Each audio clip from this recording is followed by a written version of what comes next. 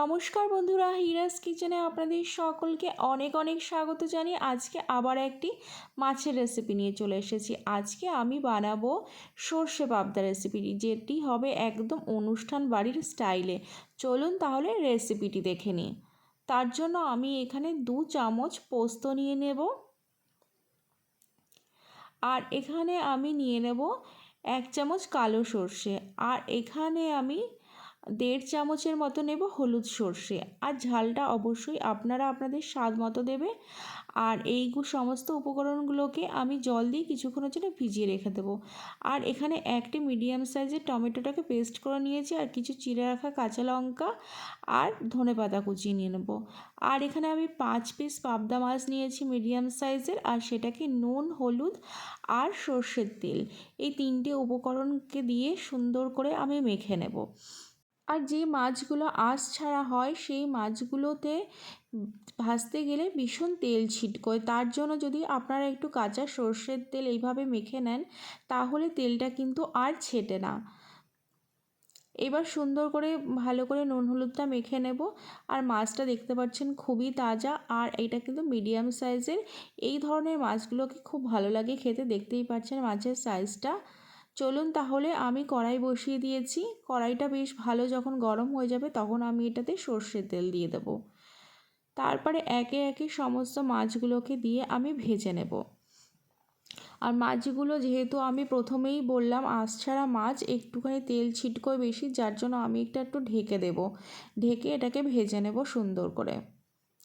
আর যে কোনো মাছ ভাজার সময় যদি আপনারা কড়াইটা ভীষণ একটু বেশি গরম করে নেন, তারপরে তেলটা দেন, তাহলে মাছটা কিন্তু কখনোই লেগে যায় না, কড়াই থেকে খুবই সহজে উঠে যায়। আর এই পাবদা মাছটাকে কিন্তু আমরা ভীষণ কড়া ভাজবো না, একটু হালকা এপিট ওপিট একটু সামান্য কালার হলেই এইভাবে নামিয়ে নেব। এই মাছটাকে বেশি ভাজলে ভালো লাগে না খেতে। দেখতেই পাচ্ছেন আমি কিভাবে ভেজে নিয়েছি। এইভাবেই তেল থেকে একে একে তুলে নেব একটু সাবধানে। বাকি যে আরও 2 পিস মাছ ছিল সেটাকে আমি ভেজে নেব। আর বন্ধুরা, আমি রেসিপিটা অনুষ্ঠান বাড়ির স্টাইলেই করেছি, কিন্তু খুবই সহজে আপনাদেরকে দেখানোর চেষ্টা করেছি। আপনারা রেসিপিটা দেখতে থাকুন, যে আপনারা সবাই এখন এরকম অনুষ্ঠান বাড়ির স্টাইলে পাবদা মাছ খুবই সহজে বানিয়ে নিতে পারবেন। তার জন্য যে তেলটা ছিল মাছ ভাজা, সেটার মধ্যে আমি সামান্য একটু কালো জিরে ফোড়ন দিয়ে দিলাম, আর যে টমেটোটাকে পেস্ট করে রেখেছিলাম সেইটা দিয়ে দেবো। টমেটোটা যখন সুন্দর ভাজা হয়ে যাবে, কাঁচা গন্ধটা ছেড়ে যাবে, তখন আমি সামান্য একটু নুন, হলুদ আর কাশ্মীরি লঙ্কার গুঁড়ো এখানে দিয়ে দিলাম।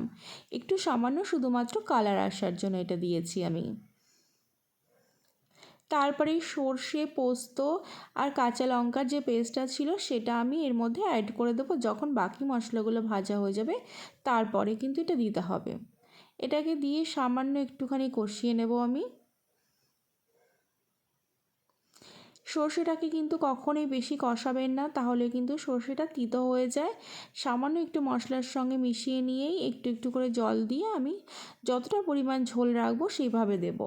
আর পাবদা মাছের যে ঝাল রেসিপিটা, এটা বেশি ঝোল ঝোল কিন্তু ভালো লাগে না, সেই বুঝে আপনারা কিন্তু ঝোলটা রাখবেন।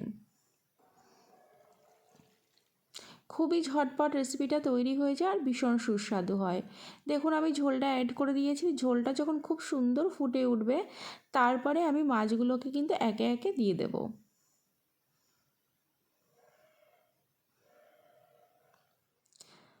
আপনারা এখনই দেখতে পাচ্ছেন যে ঝোলের কালারটা কত সুন্দর চলে এসেছে। আশা করি বুঝতেই পারছেন যে কত সুস্বাদু এটা খেতে হবে। তাহলে আপনারা কবে বানাচ্ছেন এরকম একটা রেসিপি, আর কমেন্ট করে কিন্তু আমাকে অবশ্যই জানাবেন যে রেসিপিটিতে কেমন লাগলো।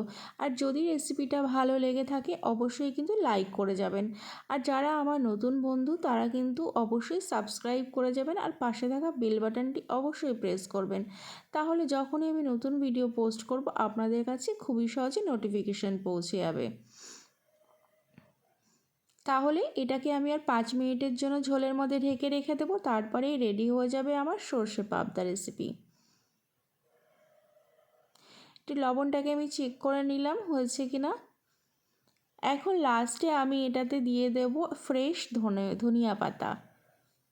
যে কোনো সর্ষে বাটা দিয়ে রেসিপি আমরা যদি করি লাস্টে একটু ধনিয়া পাতা অ্যাড করে দিলে ফ্লেভারটা কিন্তু অনেক বেশি বেড়ে যায়। আর দিয়ে দেবো কিছু ওপর থেকে সামান্য চেরা কাঁচা লঙ্কা। কাঁচা লঙ্কা দিলে কিন্তু ফ্লেভারটা অনেক ভালো হয়। আর যাদের আর প্রয়োজন হবে বেশি ঝালের তারা কিন্তু সেটা নিয়ে খেতেও পারেন। তাহলে কেমন লাগলো রেসিপিটি? গরম গরম ভাতের সঙ্গে যদি হয়ে যায় এরকম অনুষ্ঠান বাড়ির মতন পাবদা মাছ, তাহলে কি আর কোনো কিছু লাগে বলুন তো? তাহলে আজকে আমি এখানেই বিদায় নিচ্ছি। আবার আসবো নতুন ভিডিওর সঙ্গে। সুস্থ থাকবেন, ভালো থাকবেন।